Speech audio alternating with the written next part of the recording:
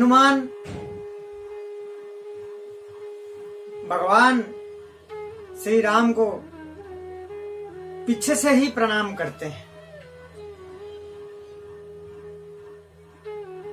तो किसी ने पूछा हनुमान से कि आप प्रभु को पीछे से क्यों प्रणाम करते हैं? प्रणाम तो कोई करता है तो आगे जा करके करता है, भगवान के आगे सामने आकर के प्रणाम करते हैं, आप पीछे क्यों करते हैं प्रणाम? तो हनुमंत कहते हैं भगवान को पाने के लिए जा रहे हैं, जो भगवान की ओर, भगवान को ध्यान करते हुए भगवान की ओर पाने के लिए जा रहे हैं। हनुमंत कहते हैं उनको पीछे से ही प्रणाम करनी चाहिए, क्योंकि वो रास्ता कहाँ जा रहा है? भगवान की ओर जा रहा है, भगवान की ओर पाने जा रहे हैं। महापुरुष जिस रास्ते में चले जाते हैं उनके पीछे पीछे उसी रास्ते में, उन्हीं की राह पर चलनी चाहिए, भगवान की ओर, भगवत की ओर। जब पीछे पीछे हम चलते हैं तो हम एक ना एक दिन हमें भगवत ध्यान प्राप्त हो ही जाती है।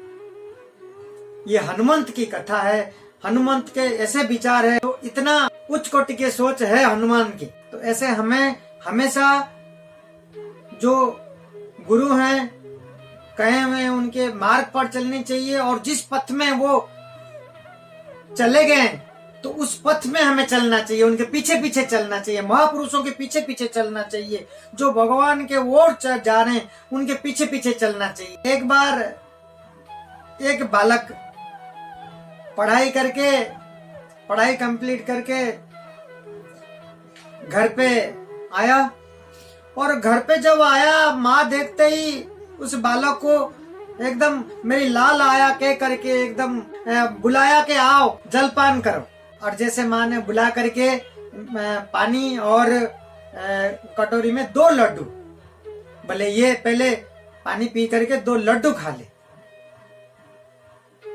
तो वो बालक कहता है कि मैं विद्या हासिल करके आया हूँ, तो पहले सवाल का जवाब दे दे माँ, मैं उसके बाद ही खाऊंगा।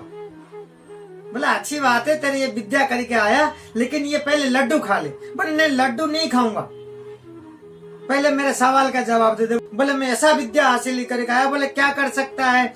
बोले मैं असंभव को संभव कर दूंगा, असंभव को संभव कर दूंगा, जो सिद्ध नहीं हो रहा वो मैं सिद्ध करके दिखाऊंगा।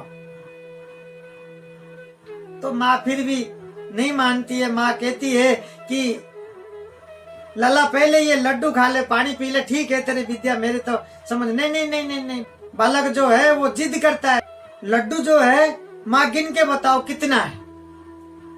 वो बालक बोलता है माँ को ये लड्डू जो है वो गिन के बताओ माँ कितना है।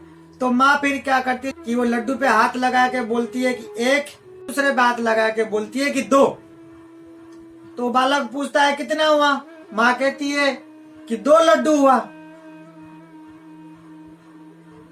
माँ बोलती है 2 लड्डू हुआ। बालक कहता है कि नहीं 2 नहीं माँ 3 हुआ।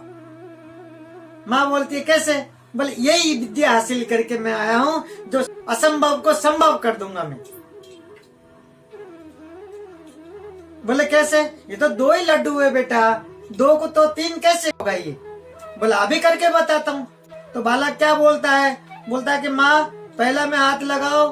तो माँ पहला में हाथ लगाया। बालक बोलता है कितने, ये क्या है? बोले 1। और दूसरे में हाथ लगा करके माँ बोले 2। तो बालक क्या बोलता है? माँ 2 और प्लस 1 ये कितना हुआ? 3 हुआ ना। माँ को फिर बोलता है वो बालक कि इधर से गिनो, इधर से गिना कि 1, ये दूसरा पे हाथ लगा के 2। तो फिर वो बालक बोलता है 1 + 2 कितना हुआ? 3 हुआ। तो 3 लड्डू हुआ। तो माँ बोली लड्डू तो 2 ही है, तू तो कुछ भी बोल, तर्क का तो कोई जवाब ही नहीं है, तो लड्डू तो 2 ही है।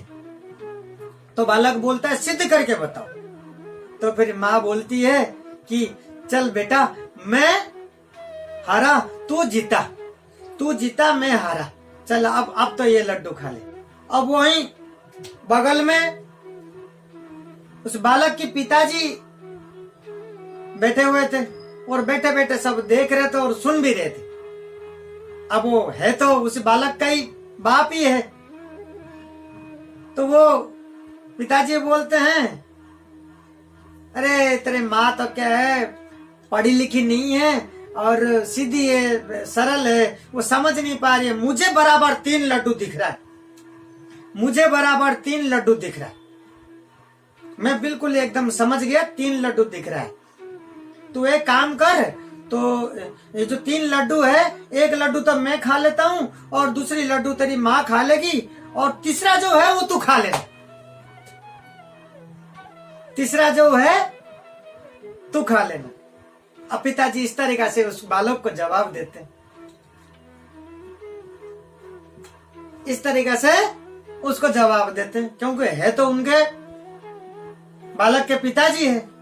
तो तर्क जो हम करते हैं, जो हम ये गणित करते हैं, भले ही जीत जाएगी, लेकिन हमें मिला क्या? हमेशा जो बड़े लोग हैं, जिस पथ पर गए हैं, जिस पथ पर चल रहे हैं, हमें हमेशा उनके पीछे पीछे चलना चाहिए। हमें यही संदेश है हमारे लिए, हमारी ये भगवान के भक्ति जो है, हमारे जो सत्संग है, हमें जीवन में यही संदेश मिलता है कि जो महापुरुष चले गए हैं जिस पथ पर, उस पथ पर हम चलेंगे, हमारे जीवन सफल होगा। हमें एक ना एक दिन हमारे मंजिल मिल ही जाएगा। तो हमेशा हमें उस पथ पर चलना चाहिए। हमें हमेशा जीवन में भक्ति मार्ग पे चलना चाहिए। जीवन में इस पथ पर चलने पर, भगवान की भक्ति करने पे और भगवान के भक्ति मार्ग पे चलने पर हमारे जीवन में जो नेगेटिव है वो खत्म होता है। हमें हमेशा सही रास्ता मिलता है और हमेशा हमें आगे बढ़ने की प्रेरणा मिलता है जीवन में। ये भवसागर है। भवसागर से पार होने का एक ही रास्ता है, भवसागर। ये जो भवसागर से आप पार होना चाहते हैं, तो कुछ कर जाना चाहते हैं, तो हमारे यही मार्ग हमेशा पकड़ना चाहिए। जो भगवत धाम की ओर जो चल रहे हैं, जो भगवान की ओर चल रहे हैं, तो हमेशा उनके पथ पर चलना चाहिए, उनके ओर चलना चाहिए, उनके पीछे पीछे चलना चाहिए। हमें यही संदेश देता है हमारी गीता भागवत और हमारी सत्संग। हमेशा हमें जीवन में ये ध्यान रखना चाहिए।